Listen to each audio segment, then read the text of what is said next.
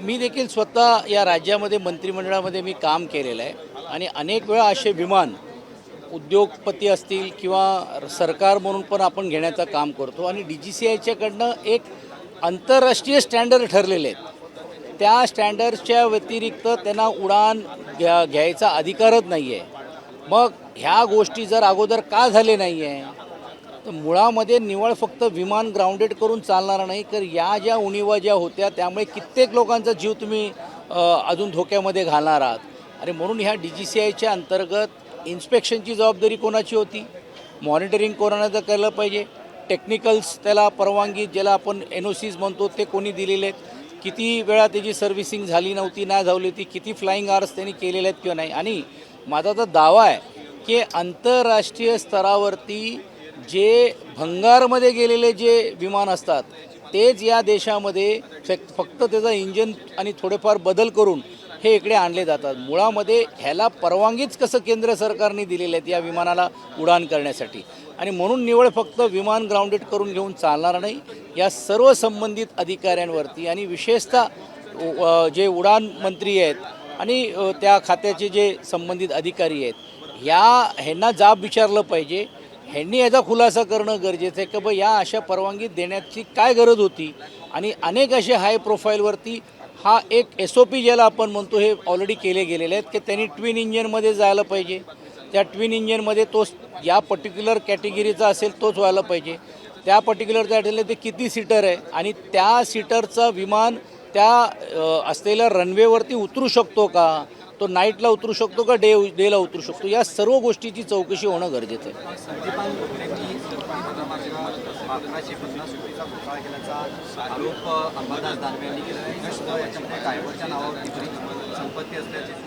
हे कालच या बाबतीतलं ट्विट अंबादास दानवेजींनी केलेलं आहे. अंतिम आठवड्यामध्ये या बाबतीतला पण देखील जाब आम्ही सरकारला विचारल्याशिवाय राहणार नाही. कारण भ्रष्टाचाराची मर्यादा आता ही एवढी खालच्या स्तरावरती गेलेली आहे की आता ड्रायव्हर पण सुटत नाही आहे. म्हणजे पाहिजे तिकडनं त्या गोष्टी करा. अर्थात काल मी त्यांचा स्टेटमेंट बघितलं की मी अवमान करेल किंवा नुकसान आबरूचा मी देखील दावा करेन, पण हे सर्व गोष्टी नंतर आहेत. पण जे तथ्य दिसत आहेत त्याचा खुलासा का केला जात नाही.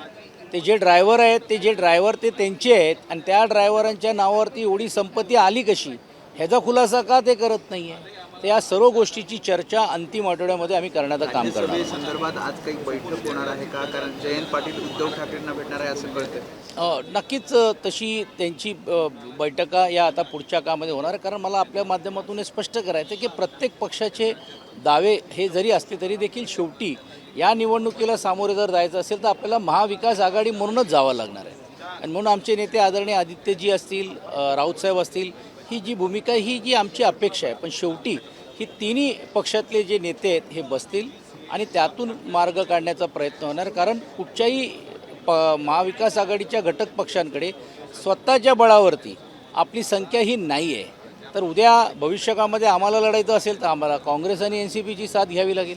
उद्या राष्ट्रवादीचे नेते आदरणीय शरदचंद्रजी पवार साहेबांचा जर ते लढायला तयार असतील, उद्या पक्ष नेतृत्व त्याबद्दल निर्णय घ्यायला गेलं तर त्यांना आमची गरज लागणार आहे. तर मला असं वाटते हे मीडिया स्पेक्युलेशन आहे. सर्व घटकची लोक एकत्रित बसून लवकरात लवकर याच्यातला निर्णय हे घ्यावं लागेल. कारण आता नोटिफिकेशनच आलेलं आहे तर तुम्हाला टाईम डेडलॉक तर आहेतच. पण या आठवड्यात उद्या गुरुवारी महाविकास आघाडीतले आमदारांची बैठक होणार आहेत. मला असं वाटते त्यात प्रमुख नेते चर्चा केल्यानंतर या आठवड्याभरामध्येच या बैठका होतील. हाफकिनमध्ये 3 अधिकाऱ्यांनी भ्रष्टाचार केला होता आणि याच्यावरती अधिकाऱ्यांवरती कठोर कारवाई करा अशा पद्धतीचं पत्र नरहरी हिरवळ यांनी लिहिलं होतं. मात्र या पत्राला कशी किंमत नाही आहे असा सवाल विजय कुमार यांनी केला. कारण कुठलीच कारवाई अधिकाऱ्यांवरती झाली. हाफकिन इन्स्टिट्यूटवरतीच्यामध्ये खोट्या सह्या दाखवून पण देखील मोठ्या प्रमाणावरती ज्या प्रशासकीय जे निर्णय आहेत हे या अगोदरच्या MDंच्या माहिती न देता हे घेण्याचा आला. याची स्वतः तक्रार मी मंत्री महोदयांना केली होती, पण काहीच होत नाही आहे. आता मंत्री महोदयांनीच जर ज्यावेळी भ्रष्टाचाराची चौकशीची मागणी केलेली आहे तर हे दुर्दैवी आहे या राज्यामध्ये की मंत्र्यांचं ऐकलं जात नाही आहे. म्हणजे नेमकं कुठे चाललेलं होतं, आपण कुठच्या दिशेने चाललेलं होतं. आणि म्हणूनच या बाबतीतली सखोल चौकशी ही राज्याच्या मुख्यमंत्र्यांनी घ्यायला पाहिजे. कारण एक मंत्रीच आपल्या प्रशासनातल्या अधिकाऱ्यांची जर भ्रष्टाचाराची चौकशी करत असतील तर याचा अर्थ असा आहे की मंत्रालय त्यांचं काय मंत्र्यांचा काय धाक राहिलेला नाही आहे किंवा धाक राहिला नाही तर तरी देखील त्यांना कोणीतरी मंत्रिमंडळातला असं कोण पॉवरफुल माणूस आहे किंवा मंत्री आहे जो त्यांना वाचवण्याचं काम करतो आहे। सर कि मालेगांव म्यूनसिपल कॉर्पोरेशन जो है वहाँ पे कल लोगों ने, वहाँ के कर्मचारियों ने, जो बिजली विभाग के, उन्होंने कल नमाज अदा की। इसको लेकर अभी पुलिस समैया या बाकी की विरोध देखिए नमाज नहीं पढ़नी चाहिए, उन पे कार्रवाई होगी। देखिए भारतीय जनता पार्टी द्वेष निर्माण करने का काम करते हैं। अर्थात जो टिप्पू सुल्तान जी की तस्वीर लगाई गई है वो बहुत ही हमारे राज्य के लिए शोभनीय ऐसे नहीं है, क्योंकि इस राज्य में और देश में एक ही राजा हो सकता है जो छत्रपति शिवाजी महाराज हो सकते हैं। उसकी तुलना कोई भी किसी व्यक्ति के साथ नहीं हो सकती है। उन्होंने इस राज्य के लिए, देश के लिए क्या किया होगा वो अलग चर्चा हो सकती है, लेकिन कोई भी हालत में महाराज का अवमान करना ये उचित नहीं है।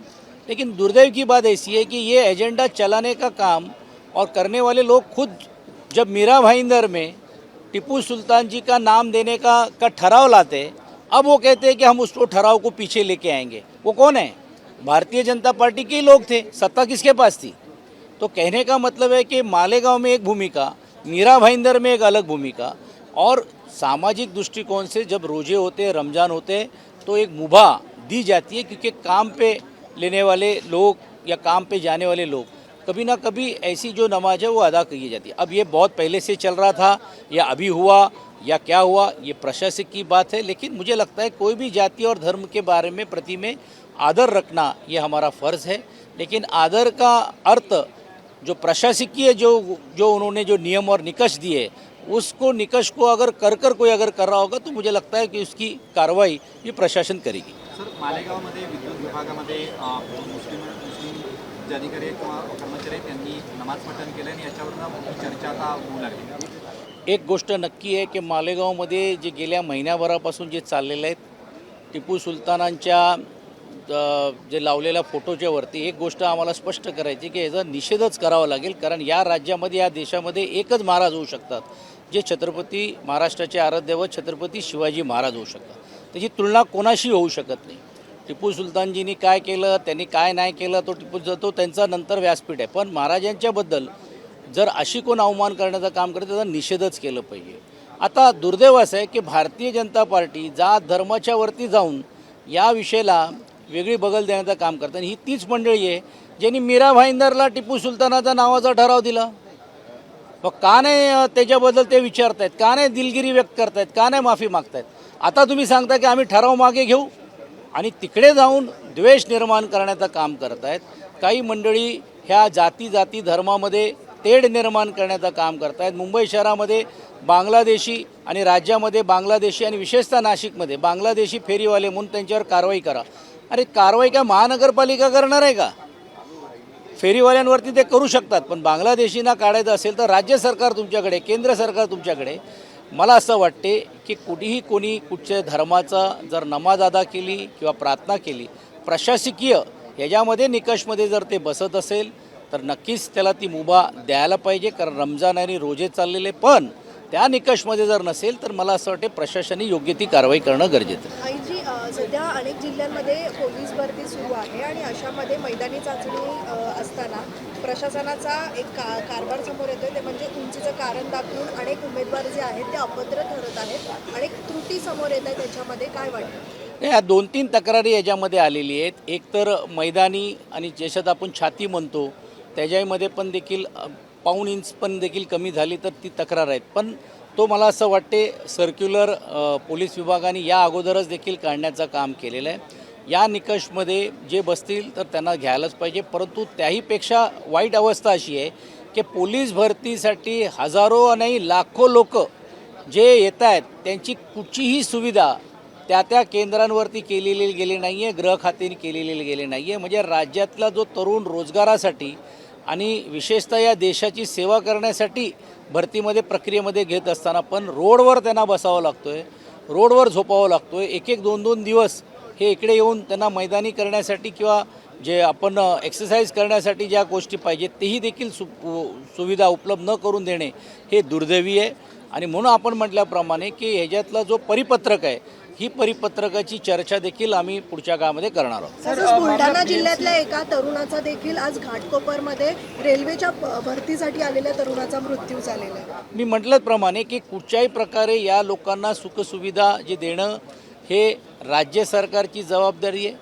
एवढे हजारो लोक ज्यावेळी येतात, लाखोच्या संख्येने लोक ज्यावेळी अर्ज करतात, तर हे यांना अगोदर माहीत आहे की एवढी भरती आहेत आणि एवढी लोक येणार आहेत, त्या सुविधा केली पाहिजे. माझं तर वैयक्तिक मत आहे की सामाजिक संस्था, राजकीय पक्ष ह्यांनाही आव्हान सरकारने केलं असतं तरी देखील त्यांनी केलं असतं, पण ह्यांना ह्या गोष्टी करायचं नाही आहे. निष्काळजीपणा आहेत. निवळ फक्त काही ठराविक लोकांना डोळ्यासमोर ठेवून या भरतीय प्रक्रियेला कोणाला मदत करण्याचा प्रयत्न होतो आहे का असा देखील आहे. आणि म्हणून असे दुर्दैवाने जे मृत्यूमुखी होत आहेत ह्याला पूर्ण जबाबदारी ही राज्य सरकारची आहे. सर सवाल ये है कि मालेगांव का जो एक मामला है तो खासकर बांग्लादेशियों को फेक सर्टिफिकेट देने का मामला डीएमसी से जुड़ा हुआ सामने आया है। एम वार्ड में इसी तरह से फेक सर्टिफिकेट सिर्फ बांग्लादेशी को फेक सर्टिफिकेट नहीं, लेकिन आधार कार्ड कैसे मिल रहा है, रेशन कार्ड कैसे मिल रहे हैं, सरकार की योजना कैसी उनको मिल रही है, तो सरकार सो रही है क्या? सरकार की जवाबदारी नहीं है? जब परप्रांतियों के बारे में बात होती है, आज अंतर्राष्ट्रीय स्तर के ऊपर ये लोग आए कैसे? मेरी तो और जानकारी है कि जिन जिन लोग को डिपोर्ट किया गया है वो अलग अलग तरीके से वापस उस जगह पे या आजू बाजू के जगह में आ रहे हैं. तो मुझे लगता है ये सिर्फ बताने का काम किया, बोलने का काम किया जा रहा है. कृति में जो जिस तरह से काम होना चाहिए तो वो दुर्दैव से हो नहीं रहा है. एबीपी माझा, उघडा डोळे बघा नीट.